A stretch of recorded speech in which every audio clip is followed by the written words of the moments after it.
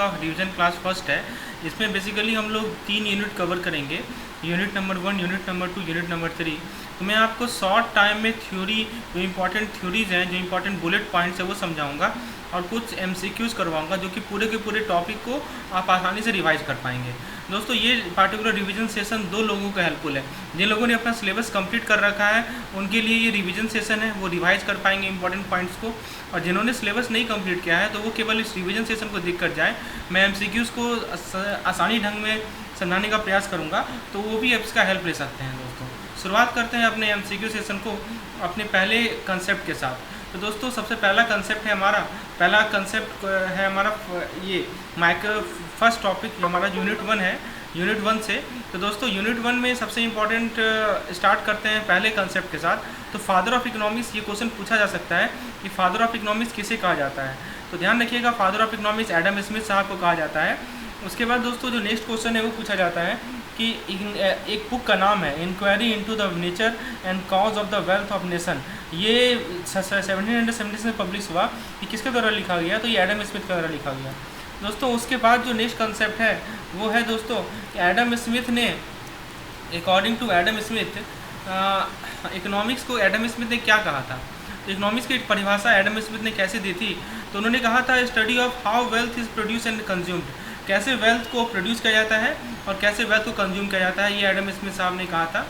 उसके बाद दोस्तों जो नेक्स्ट डेफिनेशन, इंपॉर्टेंट डेफिनेशन है, वो मैं बताता हूँ आपको। वो है दोस्तों एडम स्मिथ का जो डेफिनेशन था वो ध्यान रखिएगा, उसको हम लोग वेल्थ डेफिनेशन कहते हैं। ठीक है, ये ध्यान रखिएगा, एडम स्मिथ के डेफिनेशन को हम लोग कौन सा डेफिनेशन कहते हैं? वेल्थ डेफिनेशन कहते हैं। ये इंपॉर्टेंट पॉइंट है। उसके बाद दोस्तों वेल्थ डेफिनेशन जो है ज़्यादा इंपॉर्टेंस दिया वेल्थ को एज़ कम्पेयर टू मैन को। ठीक है, ये तो बताइए आपको। उसके बाद दोस्तों एक आए Alfred Marshall, professor Alfred Marshall, इन्होंने इकोनॉमिक्स को कहा science of human welfare. Next point है दोस्तों मार्शल डेफिनेशन को हम लोग वेलफेयर डेफिनेशन भी कहते हैं। We also call as Marshall definition as welfare definition. ये भी पॉइंट आपको ध्यान रखना है। Marshall definition of economics also called as welfare definition. उसके बाद जो लायनल रॉबिन्स थे, ये थर्ड इकोनॉमिस्ट थे, इन्होंने इकोनॉमिक्स को कहा कि which studies human behaviour as a relationship between ends and, ये यहाँ पे 2 पॉइंट है, end and scarce means which have alternative use.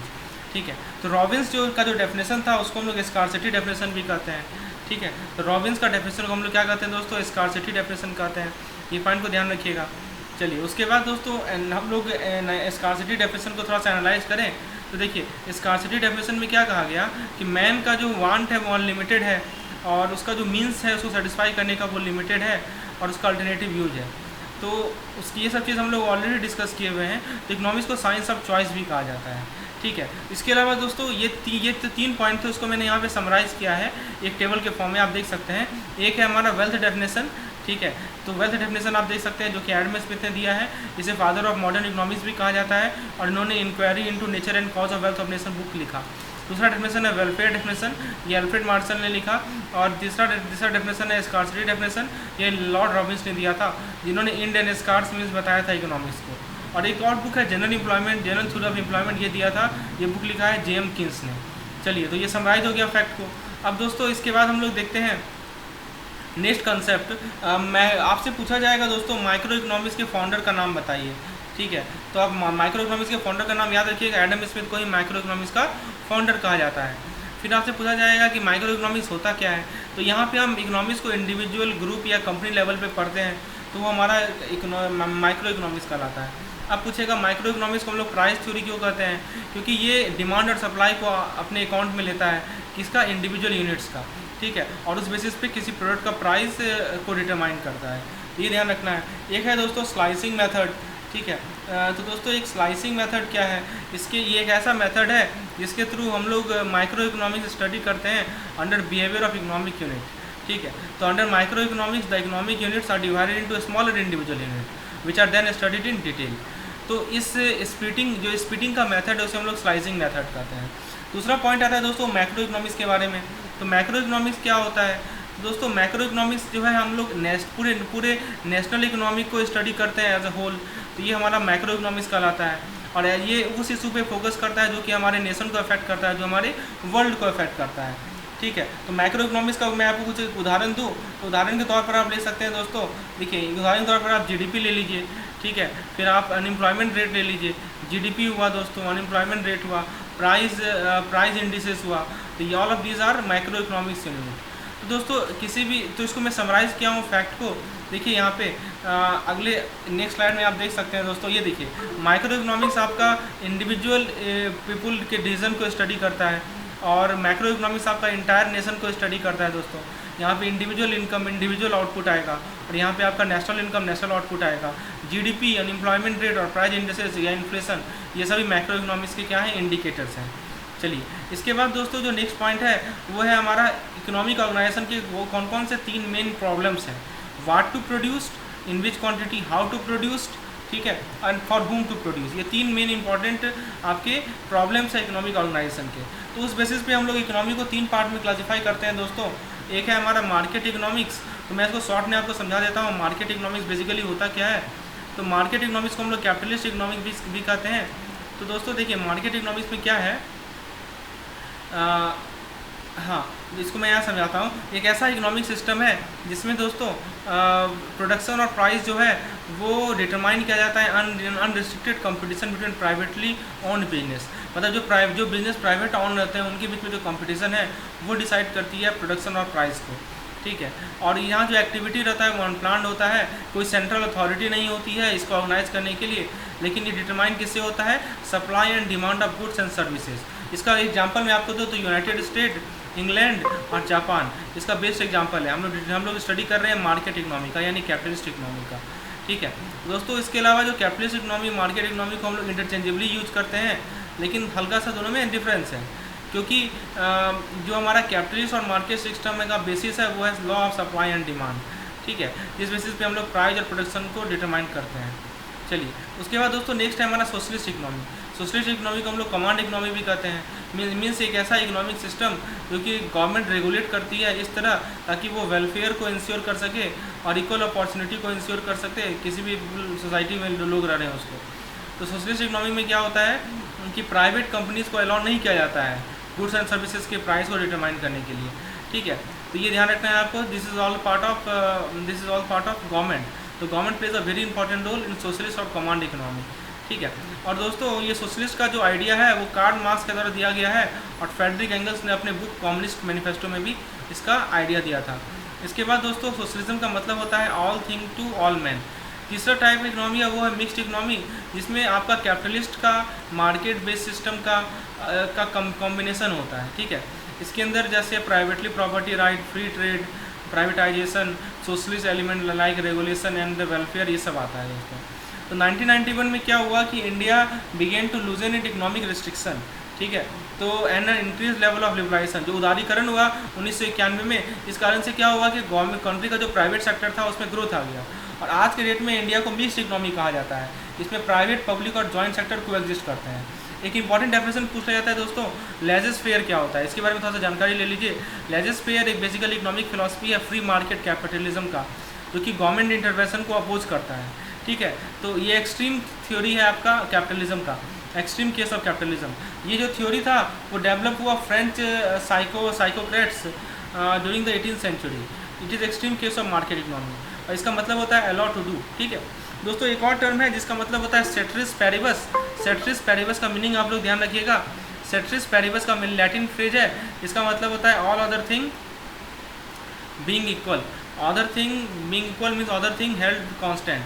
तो इकोनॉमिक्स में ये जो हमारा सेट्रिस पैरिबस है, it acts like a short hand indication of the effect one economic variable has on other provided the other variable remains the same, ठीक है दोस्तों। तो फ्रेंड्स ये सभी इंपॉर्टेंट कंसेप्ट्स हैं दोस्तों।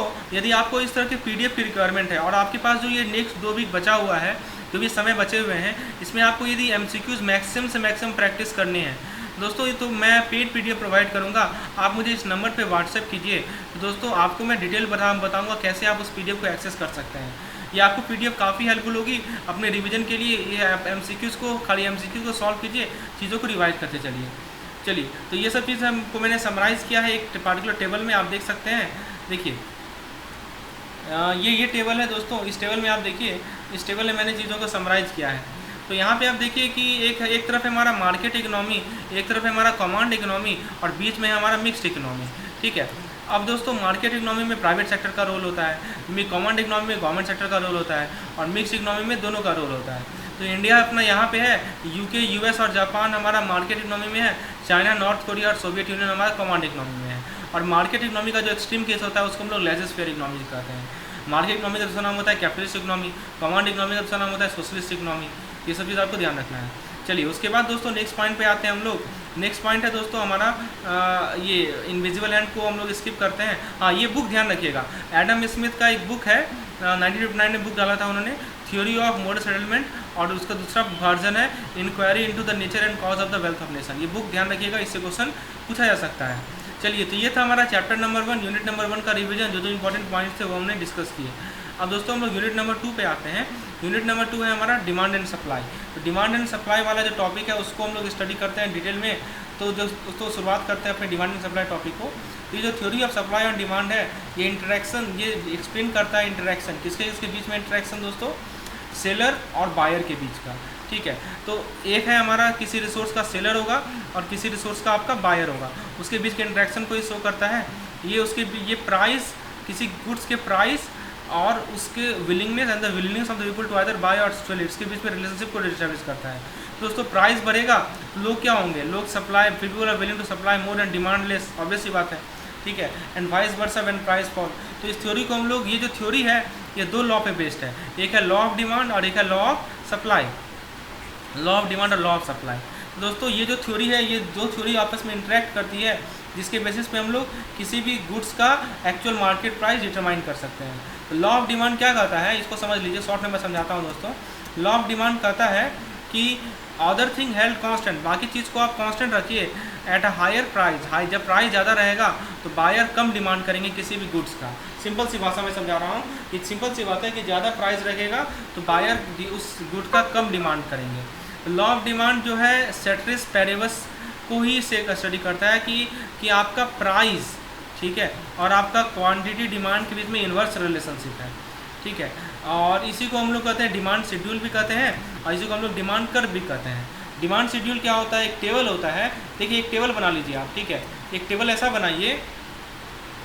तो आप देखिए, एक आपसे डिमांड शेड्यूल पूछे ना, डिमांड शेड्यूल का मतलब पूछे, तो बेसिकली क्या होता है कि आप एक ऐसा टेबल बनाते हैं। ठीक है, एक कॉलम में आप लिखते हैं प्राइस और एक कॉलम में लिखते हैं quantity demand, QD quantity demand, और एक कॉलम में लिखते हैं प्राइस। तो इस टेबल को हम लोग डिमांड शेड्यूल कहते हैं। ठीक है, अलग अलग प्राइस लेवल पे QD का वैल्यू क्या होगा, और यदि इसको आप ग्राफ में रिप्रेजेंट करेंगे तो वो कहलाता है, जिसमें देखिए ग्राफ में क्या होता है कि वाई एक्सिस पे आप शो करेंगे क्या, प्राइस को, और एक्सिस पे क्या शो करेंगे, क्वांटिटी को। तो प्राइस आपका वाई एक्सिस पे होगा और एक्स एक्सिस पे आपका क्वांटिटी होगा, तो इसको हम लोग कहते हैं डिमांड ग्राफ। ठीक है, तो इसको डिमांड कर्व कहा जाता है। क्या कहता है, डिमांड कर्व। तो ये सब डेफिनेशन याद रखिएगा, डिमांड शेड्यूल क्या होता है, डिमांड कर्व क्या होता है। ठीक है, अब दोस्तों डिमांड कर्व का स्लोप कैसा होता है, तो ये देखिए लिखा है ना, downward, slope downward from left to right. अब देखिए ऐसा स्लोप बनेगा इसका, लेफ्ट टू राइट जाइएगा तो स्लोप इसका डाउनवर्ड होगा। क्यों, क्योंकि ऐसा इसलिए है because of negative relationship between price. देखिए यहाँ पे हम लोग प्राइस दिखाते हैं, यहाँ क्वांटिटी दिखाते हैं, तो प्राइस और क्वांटिटी के बीच में, क्वांटिटी डिमांड के बीच में इन्वर्स रिलेशनशिप है। मैंने बताया ना, P इज टू Q, इसलिए ये डाउनवर्ड स्लोपिंग कर्व है, और इसका स्लोप क्या होता है, नेगेटिव होता है। दोस्तों इसके पीछे 2 रीज़न है डाउनवर्ड स्लोपिंग के पीछे, मैं समझा देता हूँ आपको शॉर्ट में। एक रीज़न है दोस्तों हमारा सब्स्टिट्यूशन इफेक्ट। ये 2 इफेक्ट को ध्यान रखना है आपको। पहला इफेक्ट है आपका सब्स्टिट्यूशन इफेक्ट, दूसरा इफेक्ट है आपका इनकम इफेक्ट। सब्स्टिट्यूशन इफेक्ट क्या कहता है कि आप देखिए किसी कोई गुड है उसका डिमांड में चेंज आ रहा है। क्यों, क्योंकि दूसरा सब्स्टिट्यूट के कारण उसमें चेंज आ रहा है। जैसे एग्जांपल आप ले लीजिए बीफ, तो बीफ का प्राइस बढ़ जाता है जब मान लीजिए बीफ का प्राइस बढ़ गया तो कंज्यूमर कैसे रिस्पॉन्स करेंगे, तो कंज्यूमर ज़्यादा से ज़्यादा चिकन खरीदने लगते हैं। तो ये जो बीफ और चिकन है ये आपस में कैसा प्रोडक्ट है, ये सब्स्टिट्यूट प्रोडक्ट है कि बीफ नहीं खाएंगे तो हम चिकन खा लेंगे। समझ रहे हैं बात को। तो एक चीज़ का प्राइस यदि बढ़ा तो दूसरी चीज़ का डिमांड बढ़ जाता है, ये चीज़ तो कर रहा है सब्स्टिट्यूशन प्रोडक्ट। तो इसी कारण से आपका जो डिमांड कर्व है वो डाउनवर्ड स्लोपिंग होता है। ये चीज़ समझ में आया आपको। दूसरा जो इफेक्ट है वो है इनकम इफेक्ट। इनकम इफेक्ट का मतलब क्या होता है समझने का प्रयास कीजिए। इनकम इफेक्ट आपको ये बताता है कि how the change in price of a good can change the quantity that consumer will demand. मतलब यदि किसी गुड का प्राइस चेंज होगा, प्राइस बढ़ेगा या घटेगा, तो इस कारण से QD पे क्या इफेक्ट पड़ेगा। ठीक है, and the related goods based on how the price change effect there real income. ठीक है, हाँ, तो प्राइस चेंज के कारण उसके रियल इनकम पे क्या इफेक्ट पड़ेगा, एग्जांपल से समझते हैं इस चीज़ को, आपको क्लियर हो जाएगा। जैसे मान लीजिए कि कोई हाउस होल्ड है, वो अपने अपने इनकम का 1/4 वो चावल खरीदने में स्पेंड करता है। मान लीजिए उसका इनकम है 40,000, तो 10,000 रुपया, मतलब मान के चल रहा है सही समझने के लिए, 10,000 रुपया वो राइस पे एक्सपेंड करता है। लेकिन मान लीजिए कि राइस का प्राइस 40% घट गया, इस कारण से क्या होगा कि वो उस कारण से जो हाउस होल्ड का जो डिस्पोजेबल इनकम है वो बढ़ जाएगा, ठीक है। तो वो या तो ज़्यादा से ज़्यादा राइस खरीदेगा या कुछ और खरीदेगा। समझ में आ रहा है आपको, यही चीज़ समझाने का प्रयास कर रहे हैं। यहाँ पे आप देख सकते हैं कि प्राइस घटने से, ठीक है, प्राइस घटने से उसका डिस्पोजेबल इनकम क्या हो गया, बढ़ गया, ठीक है। तो यही होता है इनकम इफेक्ट। तो कैसे किसी गुड का प्राइस होने के कारण उस क्वांटिटी का कंजम्पशन बढ़ता है या घटता है, और रिलेटेड गुड्स का डिमांड बढ़ता है घटता है। तो इस चीज़ पे, इसी कारण से हमारा जो डिमांड स्लोप कर्व है वो डाउनवर्ड स्लोपिंग है। अब दोस्तों एक और टर्म है जिसको ध्यान रखना है आपको, स्पेंडिंग मोर ऑन समथिंग, ठीक है, स्पेंडिंग मोर ऑन समथिंग इन्होंने सब्सिट्यूशन इफेक्ट, ये तो मैंने बताया ही। मार्केट डिमांड क्या होता है, आप हर एक डिमांड, इंडिविजुअल डिमांड को ले लीजिए और सबको जोड़ लीजिए तो आपको मिल जाएगा क्या, मार्केट डिमांड। तो एक तो इंडिविजुअल डिमांड होता है, किसी पर्सन का डिमांड है, और एक है पूरे मार्केट का डिमांड। तो कैसे मिलता है हमें, सभी के डिमांड को ऐड करके। अच्छा दोस्तों, आपसे पूछा जाएगा कि मार्केट डिमांड के पीछे क्या क्या फोर्सेस हैं। तो दोस्तों इसमें फोर्सेस याद रखिएगा कि पहला है taste and preference of the consumer, यहाँ से क्वेश्चन आता है दोस्तों। उसके बाद पीपल का इनकम, तीसरा है रिलेटेड गुड्स का प्राइस में चेंज, और चौथा है एडवर्टीजमेंट एक्सपेंडिचर। तो these are the forces behind market demand. Market demand क्या होता है आपको समझ में आ गया ना, कि आप इंडिविजुअल डिमांड को ले लीजिए और सभी को जोड़ दीजिए तो आपको मिल जाएगा मार्केट डिमांड। और ये 4 चीज़ों पे निर्भर करता है जो कि मैंने आपको बता दिया। उसके बाद दोस्तों नेक्स्ट पॉइंट आता है हमारा, अच्छा इसके अलावा साइज ऑफ मार्केट पे भी डिपेंड करता है। साइज ऑफ मार्केट यानी कितने कंज्यूमर्स हैं। फिर कुछ स्पेशल इन्फ्लुएंस होते हैं, जैसे अम्ब्रेला का डिमांड रेनी सीजन में मुंबई में बढ़ जाता है और सनी दिल्ली में कम हो जाता है ना। तो ये सब स्पेशल इन्फ्लुएंस है। और लास्ट है consumer expectation regard to future price. अच्छा दोस्तों, अब डिमांड कर्व के लॉन्ग मूवमेंट क्या होता है। तो दोस्तों देखिए, प्राइस में यदि चेंज आएगा तो उसके कारण क्या होगा, उसके कारण आपका डिमांड कर्व के लॉन्ग आप मूव करेंगे। तो या तो कंट्रैक्शन होगा यानी लेस डिमांड होगा, या एक्सपेंशन होगा, या मोर डिमांड होगा, ठीक है। तो demand change as a result of change in price, other factor remaining constant. तो ऐसे को हम लोग कहते हैं movement on the demand curve. और दूसरा फैक्टर है शिफ्ट इन डिमांड कर्व। दोस्तों शिफ्ट कब होता है कि जैसे मान लीजिए अभी मैंने आपको बताया ना कि प्राइस को छोड़कर बाकी कोई और फैक्टर आप ले लीजिए यदि मान लीजिए वो बाकी जो फैक्टर्स हैं वो चेंज कर रहे हैं तो डिमांड कर्व इफेक्ट हो रहा है, तो उसे ही हम लोग कहते हैं शिफ्ट इन डिमांड कर्व, ठीक है। तो पूरा का पूरा कर्व शिफ्ट कर जाता है। तो इसको मैंने यहाँ पे शॉर्ट में समझाया है दोस्तों, अपने इस पार्टिकुलर स्लाइड में आप देख सकते हैं। ये पार्टिकुलर स्लाइड आप देखिए, इसी से क्लियर हो जाएगा, ये कंसेप्ट आपका पूरा क्लियर हो जाएगा। दोस्तों लॉ ऑफ डिमांड मैंने समझाया है आपको कि यहाँ पे प्राइस और ये इन्वर्स रिलेशनशिप होता है। दोस्तों देखिए इसको मैं समझाता हूँ। देखिए फैक्टर है, इफेक्टिव डिमांड में 2 फैक्टर है, एक है हमारा प्राइस, ठीक है, एक फैक्टर है दोस्तों हमारा प्राइस, और दूसरा फैक्टर है हमारा अदर फैक्टर। जब प्राइस को हम लोग ले रहे हैं तो अदर फैक्टर को कांस्टेंट ले रहे हैं, जब अदर फैक्टर को ले रहे हैं तो प्राइस को कांस्टेंट ले रहे हैं। यदि प्राइस के चेंज के कारण हमारा डिमांड इफेक्ट हो रहा है तो उसको हम लोग कहते हैं चेंज इन क्वांटिटी डिमांड। और चेंज इन क्वांटिटी डिमांड में हम लोग कर्व के लॉन्ग मूव करते हैं, या तो ऊपर या तो नीचे। यदि ऊपर मूव कर रहे हैं तो एक्सपेंशन होगा, यदि नीचे मूव करेंगे तो कंट्रैक्शन होगा। और यहाँ पे ध्यान रखिएगा मूवमेंट अलॉन्ग द कर्व है। यदि दूसरे फैक्टर चेंज हो रहा है उसके कारण से हमारा डिमांड पे इफेक्ट आ रहा है तो उसको हम लोग कहते हैं चेंज इन डिमांड। और चेंज इन डिमांड में कर्व शिफ्ट होता है, ऊपर नीचे नहीं मूव करते हैं, लेफ्टवर्ड या राइटवर्ड मूव करते हैं। जब लेफ्टवर्ड मूव करेंगे तो हम बोलेंगे decrease in demand, sorry increase, हाँ लेफ्टवर्ड तो डिक्रीज और राइटवर्ड तो इंक्रीज, इसको कहते हैं शिफ्ट इन डिमांड। तो 2 चीज़ ध्यान रखिएगा, एक है मूवमेंट अलोंग द कर्व और एक है शिफ्ट ऑफ द कर्व। तो दोनों में किस कारण से होता है ये भी मैंने आपको समझा दिया। चलिए आगे बढ़ते हैं दोस्तों, नेक्स्ट पॉइंट को देखते हैं।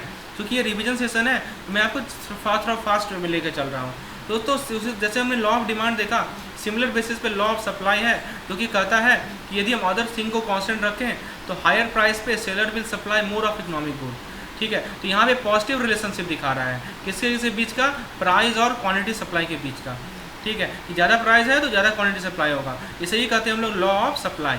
चलिए लॉ ऑफ सप्लाई क्या एज्यूम करता है कि बाकी जो वेरिएबल्स हैं प्राइस को छोड़कर उसको हमने कांस्टेंट रखा है। उसी तरह दोस्तों सप्लाई शेड्यूल क्या होता है इसको समझ लीजिए। तो सप्लाई शेड्यूल का एक टेबल होता है, जैसे मैंने आपको बताया था ना, एक टेबल आप बना लीजिए, एक टेबल बना लीजिए जिसमें आप एक तरफ लिख दीजिए प्राइस और एक तरफ लिख दीजिए क्वांटिटी सप्लाई।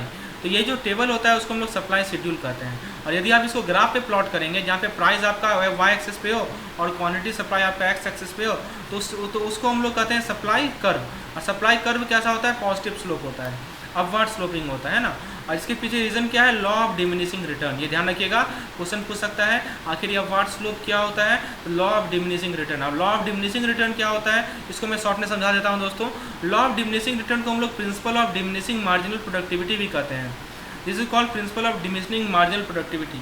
ये कहता है कि आप एक ऑप्टिमम लेवल ऑफ कैपेसिटी को रीच करने के बाद एक एडिशनल फैक्टर यदि फैक्टर ऑफ प्रोडक्शन ऐड करेंगे तो उस कारण से आपका आउटपुट घट जाएगा, बढ़ जाएगा।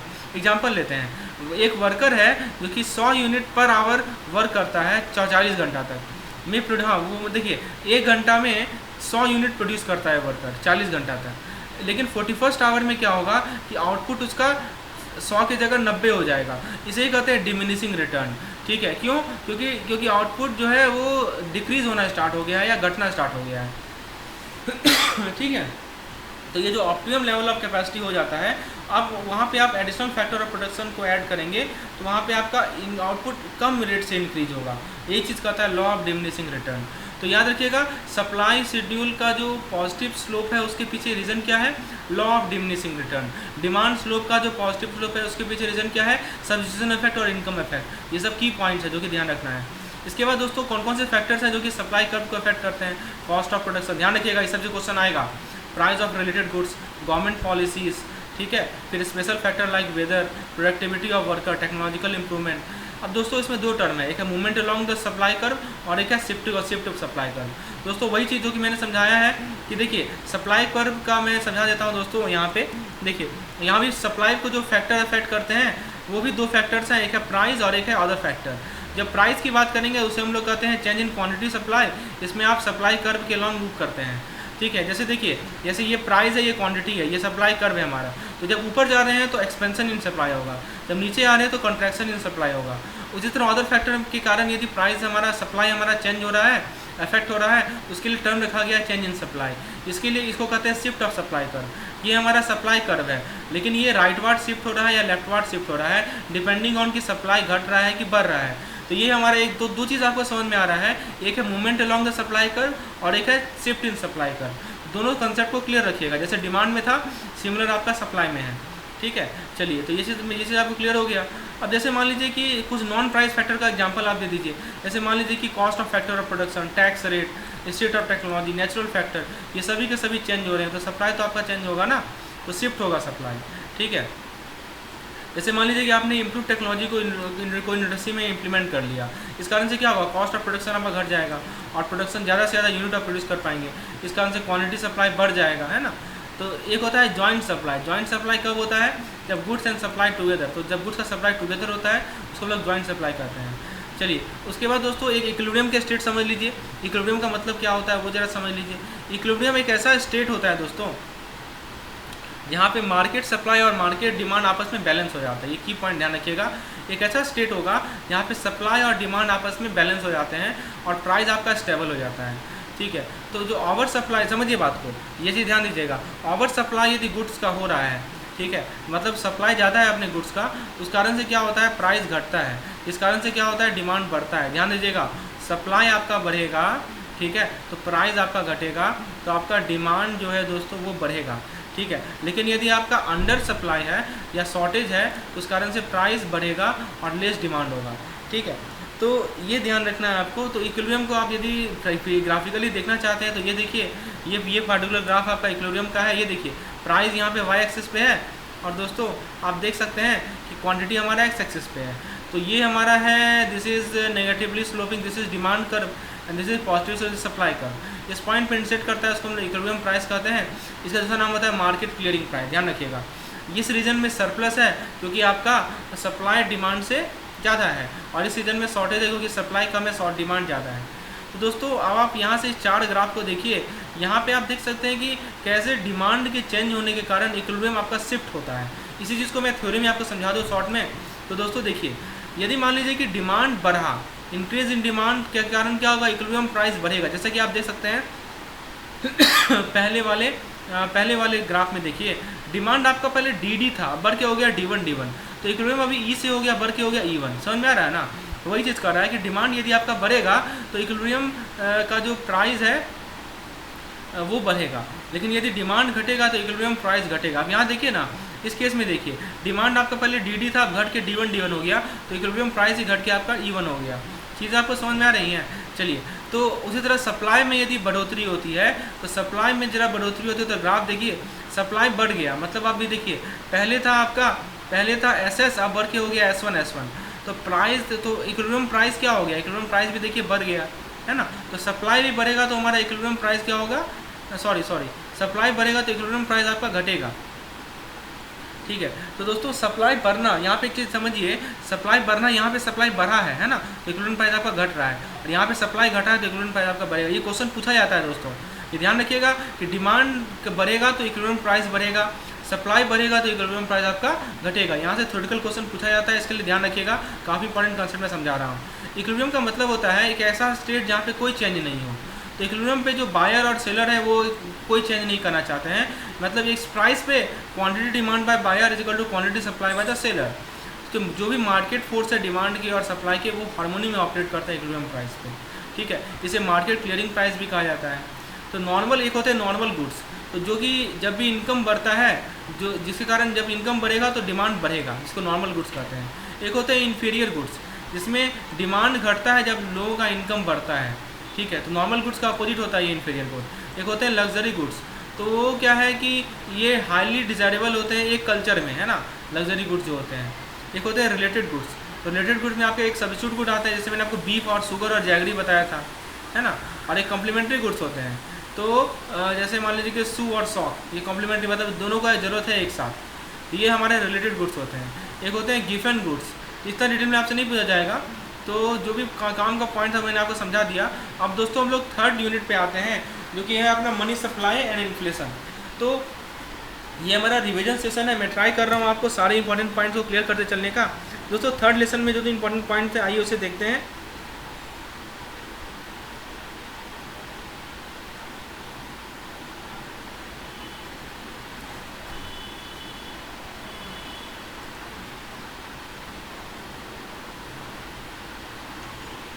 सो first of all let us see what are the functions of money. तो दोस्तों मनी का फंक्शन के बारे में यदि हम बात करें तो एक तो है मीडियम ऑफ एक्सचेंज, दूसरा दोस्तों ये स्टोर ऑफ वैल्यू है,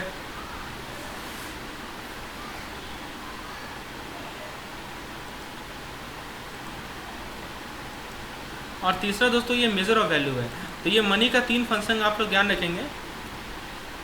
अच्छा दोस्तों एक और पॉइंट मैं भूल गया यहाँ बताना, एक है प्राइस इलास्टिसिटी ऑफ डिमांड, इसको ध्यान रखिएगा।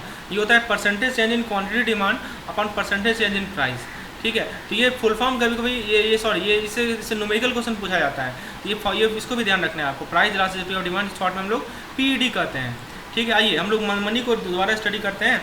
तो दोस्तों एक है हमारा मीडियम ऑफ एक्सचेंज, दूसरा है स्टोर ऑफ वैल्यू, तीसरा है मेजर ऑफ वैल्यू, और चौथा है standard of deferred payment. Money supply का क्या मतलब क्या है कि आपके पास कितना मनी स्टॉक में अवेलेबल है किसी गिवन पॉइंट ऑफ टाइम में, उसे मनी सप्लाई करते हैं। मनी सप्लाई आपके प्राइस लेवल को, दोस्तों जो मैं पॉइंट समझा रहा हूँ ना सबसे क्वेश्चन बनेगा, इसलिए ध्यान सुनिए। आपके प्राइस लेवल को, आपके एक्सचेंज रेट को, आपके GDP को और बिजनेस साइकिल को इफेक्ट करता है।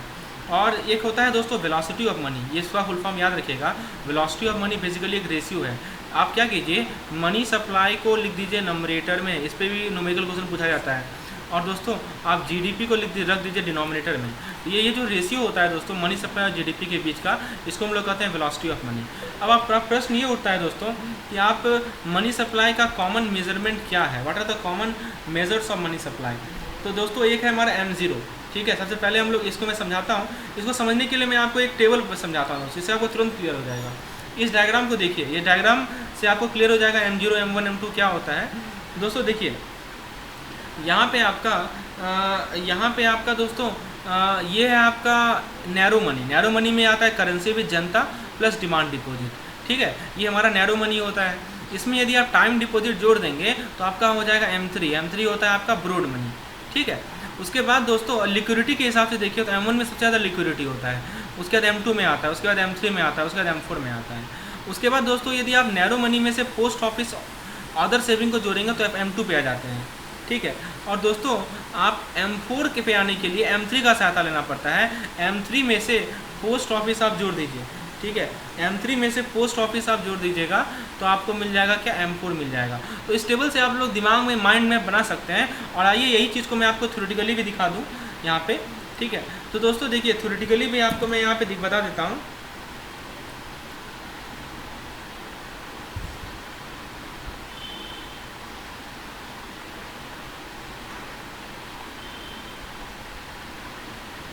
थ्योरेटिकल भी समझा देता हूँ दोस्तों। ये M1, M0, M2, M4 का क्या क्या मतलब है। देखिए यहाँ पे देखिए दोस्तों, ये M0 जो है उसको रिजर्व मनी भी कहा जाता है, ठीक है। M0 को हम लोग क्या बोलते हैं दोस्तों, रिजर्व मनी कहते हैं। ये बेसिकली क्या होता है, currency in circulation, currency with जनता, है ना, currency with Janata, bank deposit with RBI, other deposit with RBI, ये M0 का फुल फॉर्म याद रखिएगा। दूसरा है दोस्तों हमारा M1। M1 क्या है दोस्तों, M1 है हमारा, M1 में मैंने आपको बताया ना कि M1 में डायग्राम देखिए, M1 में क्या समझाया मैंने आपको कि M1 में आप जो है जो नैरो मनी होता है अपन अपना, ठीक है। तो नैरो मनी में क्या है, currency with public, demand deposit with banking system, other deposit with RBI। M2 में क्या कीजिए, M1 में से जो आपका सेविंग अकाउंट है पोस्टल डिपार्टमेंट के साथ उसका बैलेंस जोड़ दीजिए। M3 के लिए क्या कीजिए, M1 में से टाइम डिपॉजिट को जोड़ दीजिए। M4 के लिए क्या कीजिए, M3 में से other deposit with postal department को जोड़ दीजिए। दोस्तों यही चीज़ है। चलिए उसके बाद दोस्तों अब हम लोग मनी सप्लाई को हम लोग, हाँ, money supply is represented using an money aggregate called broad money. देखिए ये चीज़ ध्यान रखिएगा, ब्रॉड मनी ब्रॉड मनी किसको कहते हैं, ब्रॉड मनी कहते हैं M3 को। ये डायग्राम देखिए ना आप, ब्रॉड मनी कहते हैं किसको, M3 को। और नैरो मनी किसको कहते हैं, M1 को कहते हैं। ये सब चीज़ ध्यान रखना है आपको दोस्तों। अब M3 का सिग्निफिकेंस क्या है, M3 जो है दोस्तों complete balance sheet of banking sector को कैप्चर करता है। ये ध्यान रखिएगा M3 का ये सिग्निफिकेंस है, it captures the complete balance sheet of the banking sector. दोस्तों ये चीज़ आपका मनी सप्लाई का बेसिक कंसेप्ट मैंने आपको समझा दिया। अब बात आती है इन्फ्लेशन की। इन्फ्लेशन का डेफिनेशन समझिए, decline of purchasing power of a given currency over a time. मतलब आपके पास जो भी करेंसी है उसका परचेजिंग पावर धीरे धीरे घटता है, इसी को हम लोग इन्फ्लेशन टर्म कहा गया है। चलिए इन्फ्लेशन का मतलब ये होता है कि आपका महंगाई बढ़ना, है ना, महंगाई को इन्फ्लेशन कहते हैं हम लोग। तो यदि प्राइस बढ़ रहा है किसी गुड्स या सर्विसेज का over a period of time, यही होता है हमारा इन्फ्लेशन। चलिए तो ये तो समझ में आ गया आपको। अब कैसे इन्फ्लेशन को मेज़र करते हैं हम लोग, तो उसके लिए जो हमारे पास टूल है उसे हम लोग कहते हैं दोस्तों क्या, उसे हम लोग कहते हैं inflation rate, that we call it inflation rate. और ये होता क्या है दोस्तों, ये होता है हमारा, इसका समझिए, annualise percentage change in general price indexes over time. अभी हम लोग MCQs करेंगे तो उसमें आपको इसका मैं आपको कंसेप्ट भी समझाऊंगा, इससे रिलेटेड कुछ क्वेश्चन भी करवाऊंगा।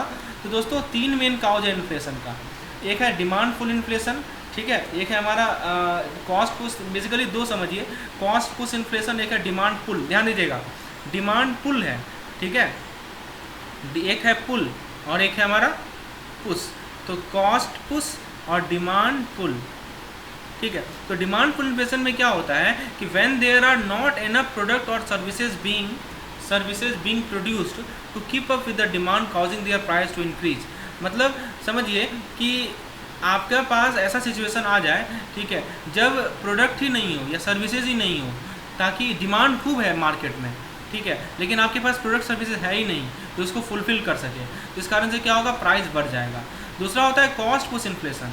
ये तब होता है जब प्राइस आपका, देखिए प्राइस तो बढ़ना है ही दोनों केस में, लेकिन प्राइस किस कारण से बढ़ रहा है, वेज के कॉस्ट के बढ़ने के कारण, रॉ मटेरियल के कॉस्ट बढ़ने के कारण। जैसे कि अभी आपका लाइव एग्जांपल है रसिया यूक्रेन वार जो चल रहा है, इस कारण से सरकार हमारी कंट्री में इन्फ्लेशन का रेट बढ़ते जा रहा है। और सरकार क्या बोल रही है कि रसिया यूक्रेन वार के कारण हम प्राइस बढ़ा रहे हैं।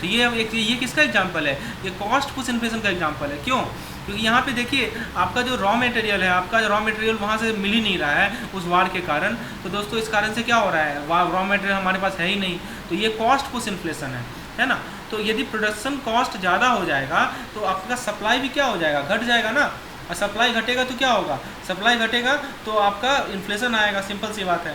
तो एक समय होता है जब डिमांड बढ़ जाता है और एक समय आता है जब आपका सप्लाई आपका बढ़े। जैसे मान लीजिए कभी ऐसा सिचुएशन आएगा कि आपका मान लीजिए कि मेडिकल कोविड के टाइम, ठीक है, आपने देखा होगा कि मास्क की डिमांड काफ़ी ज़्यादा बढ़ गई थी तो उसका प्राइस भी लोग बढ़ाने लगे थे। फिर आपका जो भी आपका वैक्सीन सब था उसका कॉस्ट बढ़ने लगा था। तो ये सब एग्जांपल्स हैं दोस्तों। तो अभी तक हम लोगों ने इन्फ्लेशन का टाइप देखा, अब देखते हैं इन्फ्लेशन को कैसे मेज़र करते हैं। तो inflation refers to rise in general price level, ये तो मैंने बता ही दिया। जनरल प्राइस लेवल को हम लोग कैसे मेजर करते हैं, उसके लिए हमारे पास जो इंडेक्स होता है उसको हम लोग कहते हैं प्राइस इंडेक्स। क्या कहते हैं उसे हम लोग प्राइस इंडेक्स कहते हैं। प्राइस इंडेक्स क्या होता है, weighted average of price relative for a given class of goods और services in a given region during a given interval of time. ठीक है, तो ये हमारा प्राइस इंडेक्स होता है जो कि आपको ध्यान रखना है। ये स्टैटिस्टिक्स होता है जो कि डिज़ाइन किया जाता है to compare how this price relative taken as whole differ between time period और जोग्राफिकल लोकेशन। तो दोस्तों सबसे इंपॉर्टेंट प्राइस इंडेक्स है होलसेल प्राइस WPI, दूसरा है हमारा CPI और तीसरा है हमारा GDP डिफ्लेटर। तो WPI के बारे में मैं आपको शॉर्ट में समझा देता हूँ। तो WPI आपका मेज़र करता है या ट्रैक करता है change in the price of goods before they reach consumer. मतलब ये हमारा कंज्यूमर है, कंज्यूमर से पहुँचने से पहले तक, ठीक है, आपका जो गुड्स का जो प्राइस है उसको मेज़र और ट्रैक करता है। ठीक है, जैसे आपने होलसेल में खरीदते हैं ना, तो वैसे गुड्स को जिसको आप बल्क में सोल्ड किया जाता है और बिजनेस के कंज्यूमर के आसपास नहीं, जो एंटिटीज़ हैं उनके बीच में ट्रेड किया जाता है। और ये एक इंडिकेटर है हमारा इन्फ्लेशन का। ठीक है, तो कंज्यूमर तक अभी सामान पहुंचा नहीं है, लेकिन कंज्यूमर से पहुंचने से पहले ही जो हमारा ट्रेडिंग होता है उस वक्त के भाव को हम लोग देखते हैं और उसके प्राइस के चेंज को ट्रेस करते हैं। तीसरा है हमारा कंज्यूमर प्राइस इंडेक्स। अब इसमें क्या होता है कि जो गुड्स और सर्विसेज हैं, ठीक है, जो एक पॉपुलेशन ले रही है, जो एक कंज्यूमर ले रही है, जो कि एक कंज्यूमर पे करती है कंजप्शन के लिए, उसके प्राइस को आप, उसके चेंजेस को आप ऑब्जर्व करते हैं, है ना। ये हमारा CPI होता है। तो इस summary measure is constructed as a weighted average of the large number of elementary aggregate indices. ठीक है, तो आप क्या करते हैं कि एक जो छोटा छोटा इंडिसेस है उसका वेटेड एवरेज निकालते हैं लार्ज करके। तीसरा है GDP डिफ्लेटर। GDP डिफ्लेटर क्या करता है आपका, it measures the change in price for all of the goods and services produced in a economy. जितने भी गुड्स एंड सर्विसेज हैं सभी के प्राइस को ये चेंज अफेक्ट करता है, कोई मेजर करता है दोस्तों। ठीक है, तो GDP deflator is a more comprehensive inflation measure than CPI index because not based on fix basket of goods. तो दोस्तों यहाँ पे GDP डिफ्लेटर में क्या ध्यान रखना है कि ये जो है सभी गुड्स एंड सर्विसेज के प्राइसेस को कंसिडर करता है और CPI के पास एक फिक्स बास्केट ऑफ गुड्स होते हैं। डिफ्लेशन में ध्यान रखिएगा, डिफ्लेशन जो है आपका प्राइस में का जो घटना होता है उसको डिफ्लेशन कहते हैं। फिर डिसइन्फ्लेशन इतना कंसेप्ट नहीं पूछेगा आपसे, ठीक है, तो बस इसको ध्यान रखना है आपका। Stagflation that is not much required. दोस्तों ये सभी कुछ इंपॉर्टेंट कंसेप्ट थे। अब दोस्तों बारी आती है MCQs की। आइए हम लोग MCQs को करते हैं। मैं कम से कम MCQs करवाऊंगा लेकिन इफेक्टिव MCQs करवाऊंगा। चलिए शुरुआत करते हैं अपने पहले MCQs के साथ। आप क्वेश्चन को ध्यान से पढ़िए और फिर इसको सॉल्व करने का प्रयास कीजिए कम समय के अंदर। दोस्तों क्वेश्चन है कि आपके पास डिमांड सप्लाई का टेबल, ये अभी मैंने आपको बताया था ना कि डिमांड का शेड्यूल होता है, ये डिमांड शेड्यूल है ना। तो देखिए यहाँ पे आइटम का प्राइस लिखा हुआ है, क्वांटिटी डिमांड, क्वांटिटी सप्लाई है। तो ये सब ये आपके पास आइटम्स हैं। आपके पास कुछ स्टेटमेंट्स दी गई हैं इस पार्टिकुलर सेशन में। तो पहला है consider the following statement in item number B tendency of price movement of the commodity will be upward. तो दोस्तों दो बार लिखा गया है, यहाँ देख सकते हैं ABCD। दोस्तों जरा B नंबर को जरा देखिए। तो B नंबर को आप जरा देखेंगे तो क्या देखेंगे कि B में जो है प्राइस का मूवमेंट क्या होगा, कमोडिटी का अपवर्ड होगा या डाउनवर्ड होगा। तो इस क्वेश्चन को सॉल्व करने के लिए दोस्तों जो बेस्ट मेथड है वो है आपका इक्विलिब्रियम कर्व। ठीक है, इक्विलिब्रियम कर्व से आप इस क्वेश्चन को आसानी से सॉल्व कर सकते हैं। तो इसको मैं समझाता हूँ कैसे आप इक्विलिब्रियम कर्व से इसे सॉल्व करेंगे।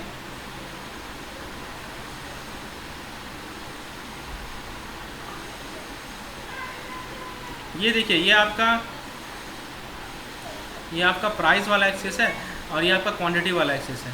तो ये आपका डिमांड कर्व है, ये आपका सप्लाई कर्व है।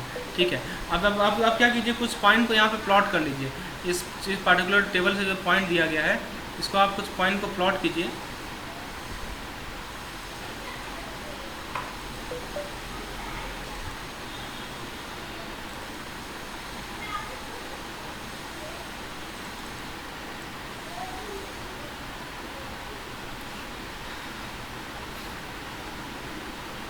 आइटम नंबर B में आप क्या देख रहे हैं दोस्तों, प्राइस है 600, क्वांटिटी डिमांड है 13 और क्वांटिटी सप्लाई है 22। सबसे पहले आप देखिए इक्विलिब्रियम प्राइस क्या है। तो इक्विलिब्रियम प्राइस है 200। तो 200 आपका इक्विलिब्रियम प्राइस है जहाँ पे क्वांटिटी डिमांड और क्वांटिटी सप्लाई आपका सेम है। तो इसको आप यहाँ पे प्लॉट कर लीजिए C पॉइंट को। ये जो आपका ये प्राइस है और ये आपका क्वान्टिटी है। ठीक है, तो ये आपका प्राइस कितना है 200।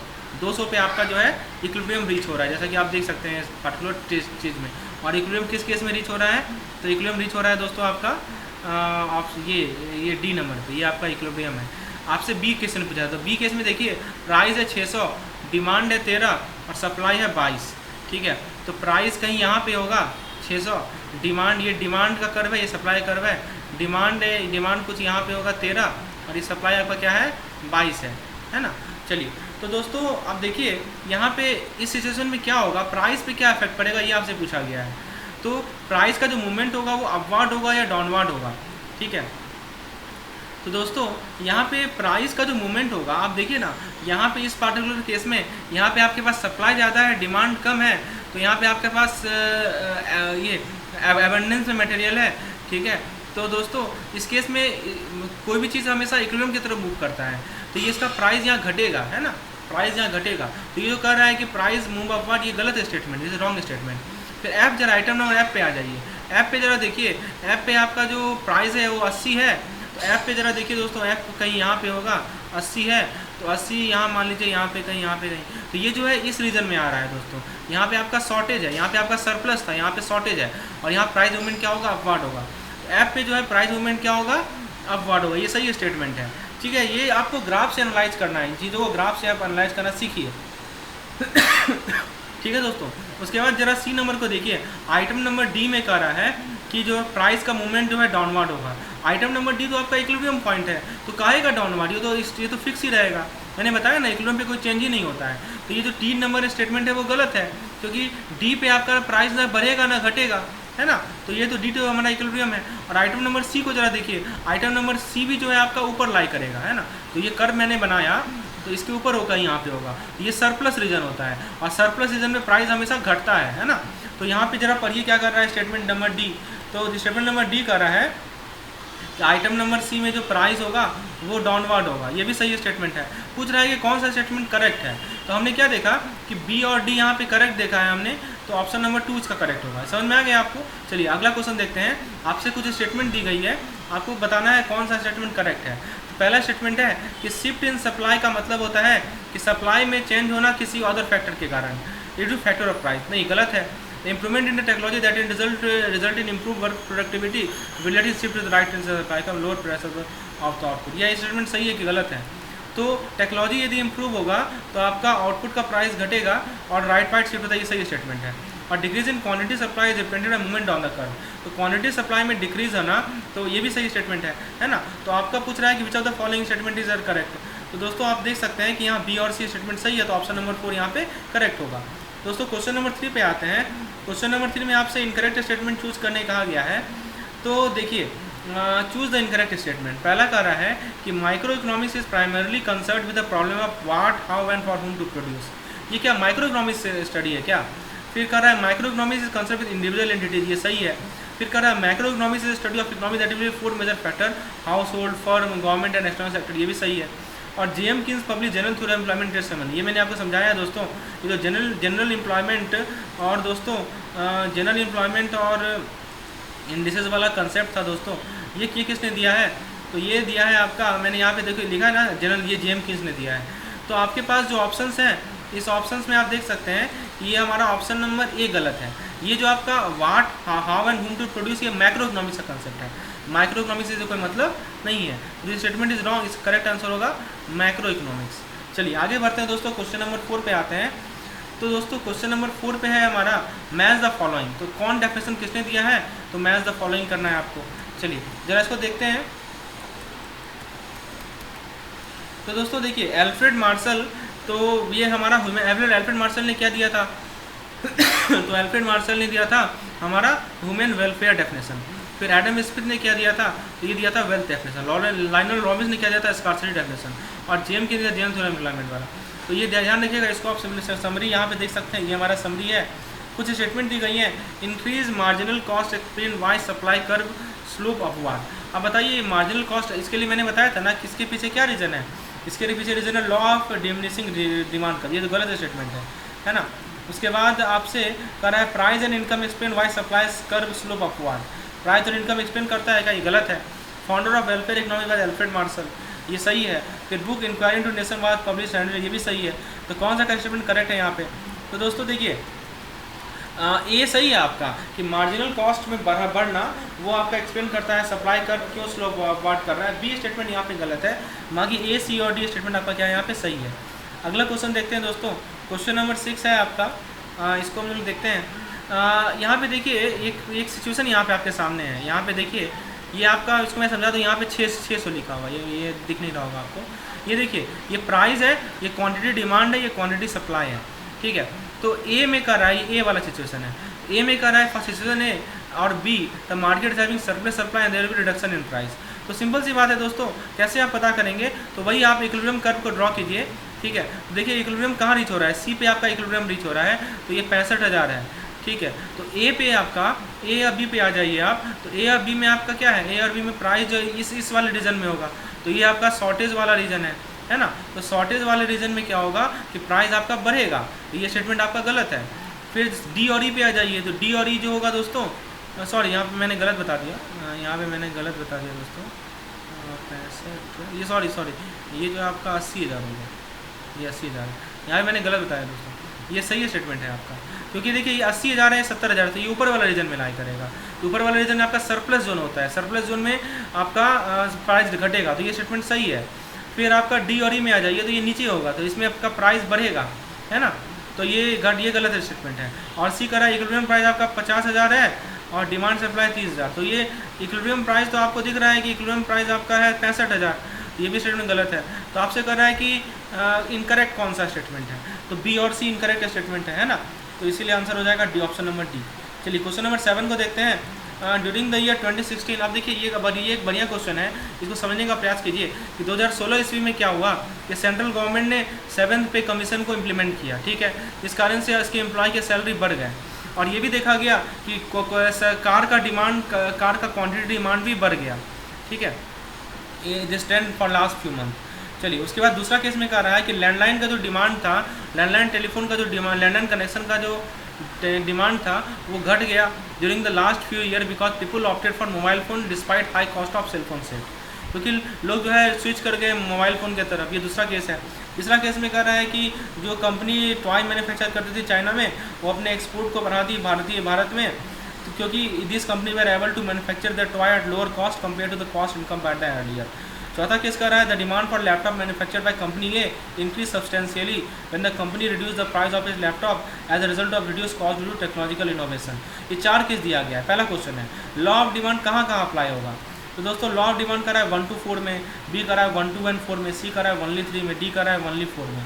तो दोस्तों लॉ ऑफ डिमांड तभी अप्लाई होता है कि जब क्वांटिटी डिमांड में चेंज आए, प्राइस के कारण चेंज आए। तो प्राइस के कारण किस केस में चेंज आ रहा है आप जरा देखिए। पहला केस को जरा पढ़िए। पहला केस में तो प्राइस के कारण थोड़ी चेंज आ रहा है, प्राइस 7 पे कमीशन आया, इस कारण से लोगों का इनकम बढ़ा, इनकम के कारण आपका डिमांड कर्व चेंज हो रहा है। दूसरे केस में आप देखिए लोगों का प्रेफरेंस चेंज हो गया, लोगों का टेस्ट चेंज हो गया, इस कारण से आपका डिमांड चेंज हुआ। तीसरे केस में देखिए यहाँ पे आपने वो ऐसा डेमोग्राफिक फीचर था। और चौथे केस में देखिए यहाँ पे क्या है कि प्राइस के कारण चेंज हो रहा है। तो चौथा केस ही है जहाँ पे लॉ ऑफ डिमांड अप्लाई होगा। नेक्स्ट क्वेश्चन है कि increase in quantity demanded in the situation 1 will be. तो पहले केस में जो क्वांटिटी डिमांड बढ़ा है ना, पहले केस में जो 7 पे कमीशन आया तो लोग ज़्यादा से ज़्यादा चीज़ खरीदे, उसको क्या कहेंगे आप? क्या लॉ ऑफ डिमांड कहेंगे? नहीं कहेंगे। इक्विलिब्रियम कहेंगे? नहीं कहेंगे। शिफ्ट कहेंगे? हाँ शिफ्ट कहेंगे। मैंने आपको समझाया है दोस्तों, यदि आपका डिमांड चेंज हो रहा है किसी और फैक्टर के कारण, ठीक है, अदर देन प्राइस, तो उसको शिफ्ट कहलाता है। तो ऑप्शन नंबर सी सही है, ठीक है। तो ये चीज़ क्लियर रखना है। और आपका जो लैंडलाइन फ़ोन वाला केस को देखिए, लैंडलाइन फ़ोन वाले केस में जो डिमांड आपका मोबाइल फ़ोन का बढ़ा है, इसको आप क्या कहेंगे? और law of demand, increase in demand, shift in demand, तो इसको भी आप क्या कहेंगे? शिफ्ट इन डिमांड कहेंगे। तीसरा केस में सिचुएशन क्या कहेंगे? तो तीसरा केस में आपका था वो चाइना वाला केस है ना, तो उसको आप क्या कहेंगे दोस्तों? तो उसको आप कहेंगे दोस्तों शिफ्ट इन सप्लाई, वहाँ पे सप्लाई फैक्टर चेंज हो रहा है। ये सब कंसेप्ट आपको क्लियर रखना है। चलिए अब दोस्तों यहाँ पे एक क्वेश्चन है, एक ये देखिए ये टेबल पे क्वेश्चन है। कंट्री ये है यहाँ पे सारे इकोनॉमिक डिसीजन प्रोडक्शन और डिस्ट्रीब्यूशन से रिलेटेड गवर्नमेंट ले रही है। कंट्री बी में प्राइवेट फर्म और इंडिविजुअल ले रही है।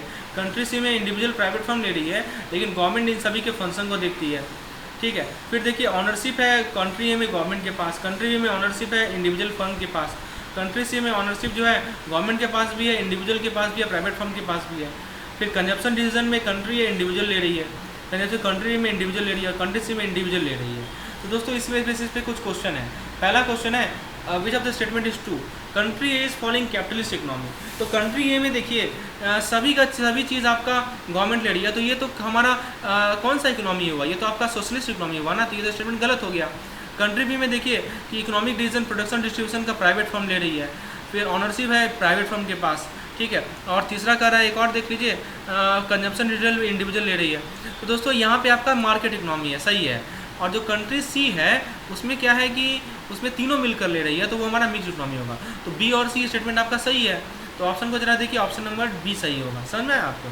चलिए आगे देखते हैं। Consider the following statement, the demand schedule represent relationship between the demand for a commodity and quantity purchased. सही है क्या? डिमांड शेड्यूल क्या होता है? तो प्राइस और क्वांटिटी के बीच का रिलेशन, ये तो गलत है ना। उसके बाद graphical representation of demand schedule is called demand curve, ये सही स्टेटमेंट है। अभी मैंने आपको समझाया दोस्तों, market demand schedule for a product indicate that at product price fall consumer buy less of the good. तो फॉल करेगा तो लेस क्यों खरीदेगा, ठीक है। हाँ, the higher the price of an article other thing remains constant fewer the unit consumer are willing to buy, ये भी सही है। तो कौन सा इनकरेक्ट है? इनकरेक्ट है आपका 1 और 3, है ना, तो बी नंबर सही होगा। 13 नंबर क्वेश्चन है, the quantity demand tend to fall at price as for the following reason. ये मैंने आपको समझाया है दोस्तों, ये जो आपका प्राइस वर्सेस क्वांटिटी का जो कर्व होता है वो डाउनवर्ड स्लोपिंग होता है। इसके पीछे 2 रीजन है, एक है सब्स्टिट्यूशन इफेक्ट और एक है इनकम इफेक्ट। तो ऑप्शन नंबर बी सही होगा। चलिए ये सब ध्यान रखना है आपको। फिर नेक्स्ट क्वेश्चन है कि इनकम प्राइस, अभी मैंने आपको समझाया है कि जो हमारा इनकम इफेक्ट है of a price increase of normal good is to. किस कोई भी नॉर्मल गुड आप ले लीजिए, नॉर्मल गुड वो गुड होता है जो कि आपका लॉ ऑफ डिमांड को फॉलो करता है। तो मैंने समझाया एक नॉर्मल गुड होता है, एक इन्फीरियर गुड होता है, अभी मैंने समझाया आपको। तो उसका इनकम इफेक्ट क्या होता है कि increase quantity demand of that good, और सब्सिट्यूशन इफेक्ट क्या होता है। तो दोस्तों इसमें ध्यान रखिएगा, इसमें ध्यान किस बात का रखना है कि यदि आपका प्राइस बढ़ेगा नॉर्मल गुड का, ठीक है, तो दोस्तों उसका क्वांटिटी डिमांड आपका घटेगा, और जो सब्स्टिट्यूट गुड होगा उसका क्वांटिटी डिमांड भी घटेगा, ठीक है, ये ध्यान रखना है। क्वेश्चन नंबर 15 है, consider the following statement, market demand curve follow law downward diminishing demand, forces behind the demand curve are expectation about future economic condition, average income, cost of production. ये गलत है, कॉस्ट ऑफ प्रोडक्शन आता ही नहीं है demand curve में।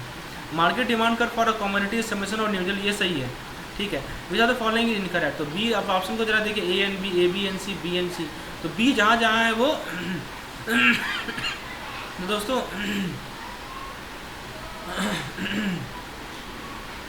ये तीनों का तीनों स्टेटमेंट गलत है। मार्केट डिमांड कर्व जो है वो law of downward diminishing demand को नहीं फॉलो करता है, वो फॉलो करता है दोस्तों ये इन्वर्स डिमांड कर्व, ठीक है। Consider the wrong one. आप देखिए कुछ स्टेटमेंट दिया गया है, Alfred Marshall definition on economics known as welfare definition.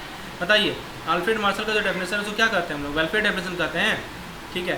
फिर लाइनल डॉबिस को हम लोग स्कार्सिटी कहते हैं, इकोनॉमिक्स को कहते हैं science of choice, micro economic deal with GDP and employment price. तो ये गलत है, माइक्रो इकोनॉमिक्स और सोशलिस्ट इकोनॉमी को हम लोग कमांड इकोनॉमी कहते हैं। ये स्टेटमेंट आपका सही है, ये स्टेटमेंट आपका गलत है। अल्फ्रेड मार्शल को वेलफेयर डेफिनेशन का सही है, उसका ये भी सही है, तो इकोनॉमिक्स को साइंस ये भी सही है।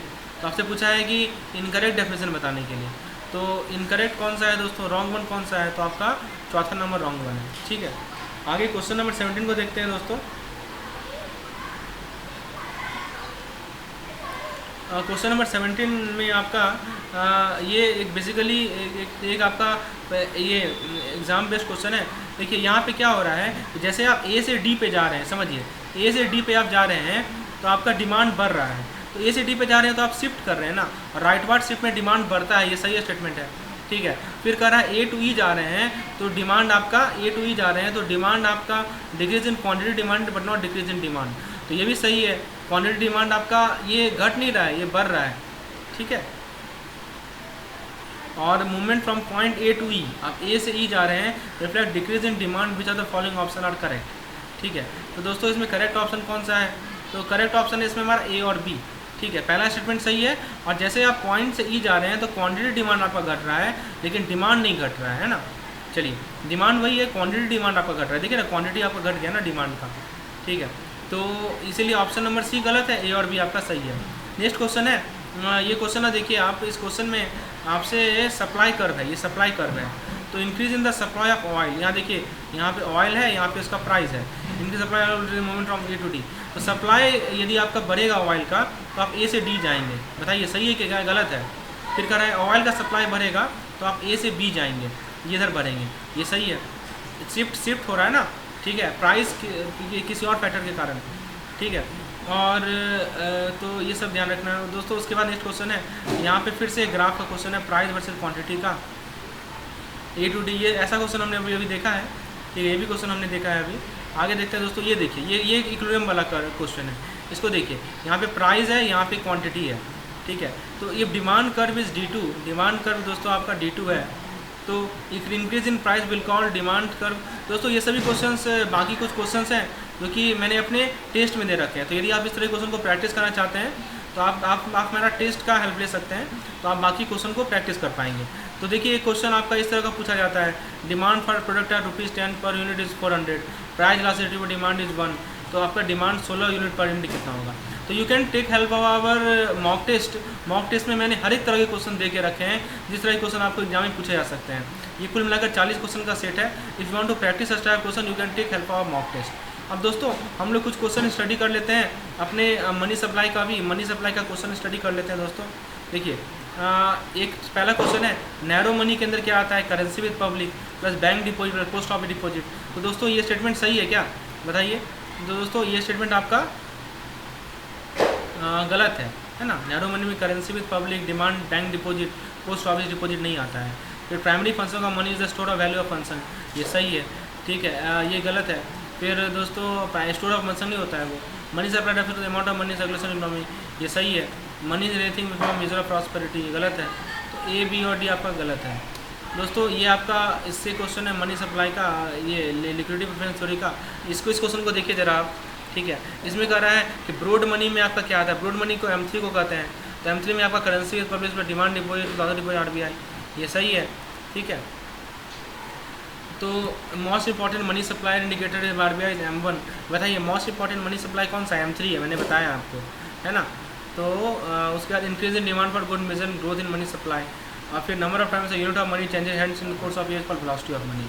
दोस्तों ये सभी क्वेश्चंस के सेट्स हैं, क्योंकि आप मॉक टेस्ट ले सकते हैं, मॉक टेस्ट लीजिए, और फिर ये पेड प्लान है मॉक टेस्ट का, और आप इस तरह के हर एक तरह के क्वेश्चन को प्रैक्टिस कर सकते हैं। We have comprise all types of problem which can be asked regarding GDP deflator, ठीक है। देख सकते हैं ये जीडीपी डिफ्लेटर का क्वेश्चन है, फॉर्मूला जीडीपी डिफ्लेटर का आप अप्लाई कीजिए, है ना। तो इस सब कॉन्सेप्ट आपको क्लियर होगा। तो होपफुली आपको ये रिवीजन सेशन आप इन्जॉय किए होंगे। तो एक लाइक ज़रूर कर दीजिएगा, चैनल को सब्सक्राइब कीजिए, और हम लोग नेक्स्ट रिवीजन सेशन लेकर आएंगे अपने नेक्स्ट यूनिट्स का। तो बने रहिए हमारे चैनल के साथ, मिलते हैं नेक्स्ट वीडियो में, धन्यवाद।